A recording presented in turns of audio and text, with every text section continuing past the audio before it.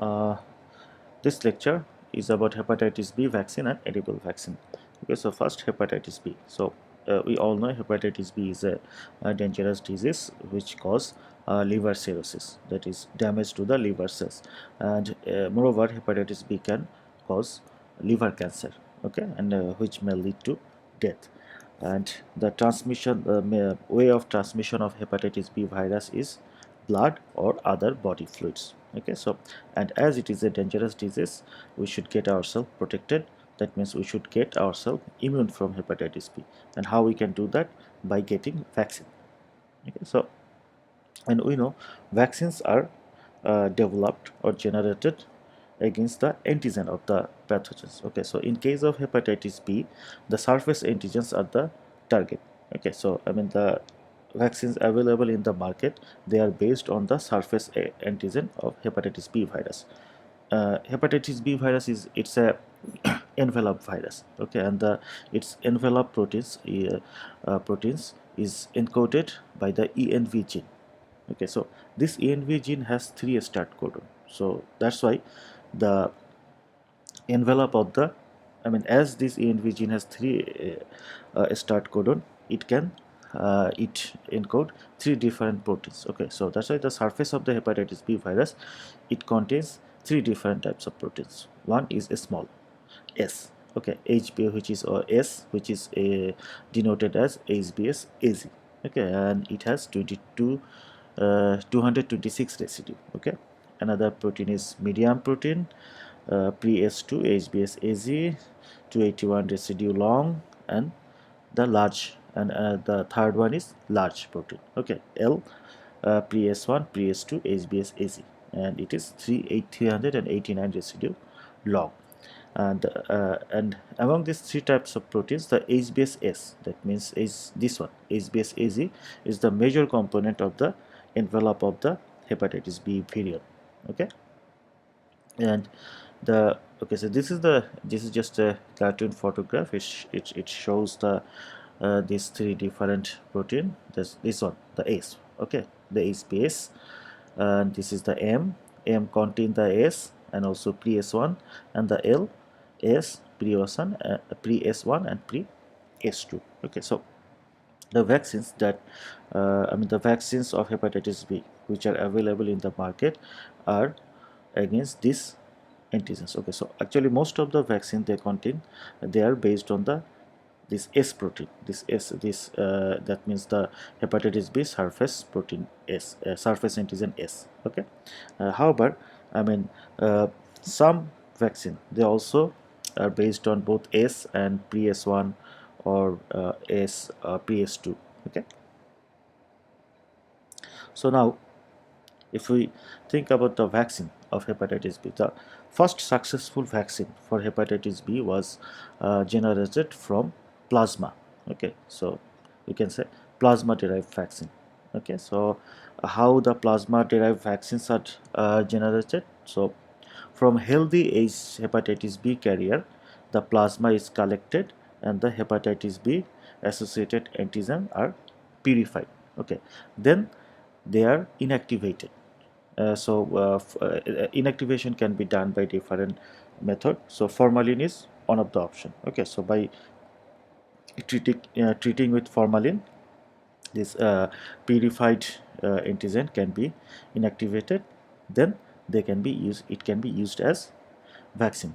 Okay, so plasma derived vaccine is actually it was a safe vaccine. Okay, so it was effective and also safe. However, when the recombinant DNA yeast derived vaccine was in the market, okay, so eventually people when people started to use this one, because if we use yeast, like yeast is a microorganism, so bulk amount of vaccine, lots of vaccine can be produced by yeast system. So that's why the price, in case of plasma derived vaccine, it was kind of costly. Okay, so but if you think about the yeast derived vaccine, it was cheaper to produce. Okay, so that's why although the plasma derived vaccine was safe and moderately effective, but since the yeast derived recombinant DNA vaccine was in the market, eventually people stopped to use the plasma derived vaccine and go for the recombinant DNA yeast derived vaccine. Okay, so how the recombinant DNA yeast derived vaccine is developed? So first, the gene which encode the hepatitis B surface antigen was identified. Okay, and then that gene was purified and inserted in yeast DNA. Okay, and for this purpose usually the Saccharomyces cerevisiae is used. Okay, so once the yeast, they have the hepatitis B surface antigen coding gene in their DNA, so they will express this gene. That means they will produce the hepatitis B surface antigen. Okay, so then this antigen need to be purified and can be used as vaccine for, okay, as injection.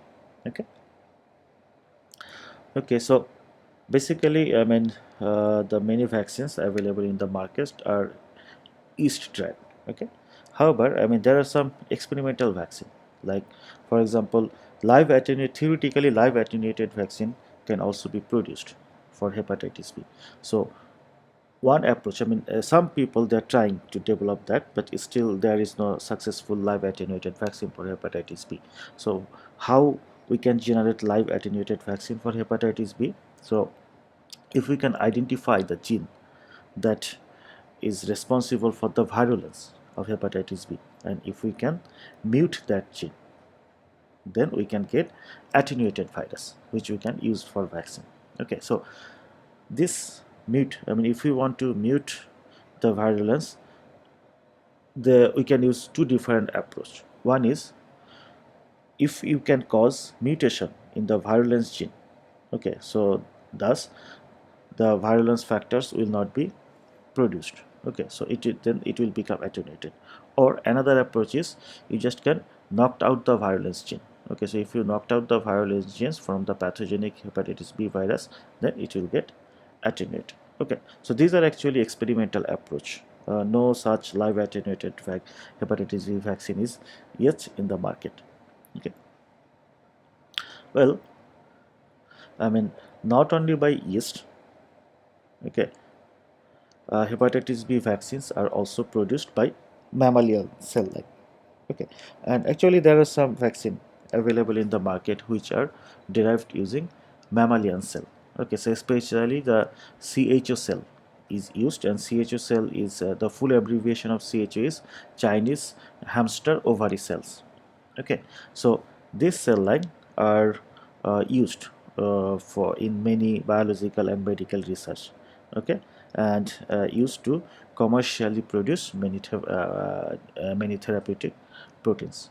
Okay, so the strategy to generate vaccine using mammalian cell is almost similar. The strategy is almost similar like the yeast one. Okay, so what will be the strategy?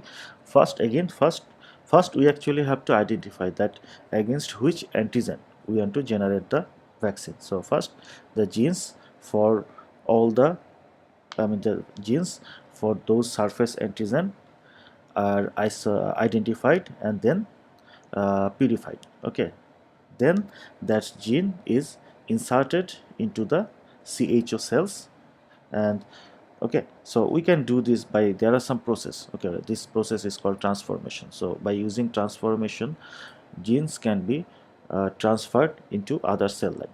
Okay, so once you transfect the gene into the CHO cell, the gene will get incorporated into the DNA of the CHO cell. Okay, so then whenever those recombinant CHO cells will grow, they will express the hepatitis B surface antigen.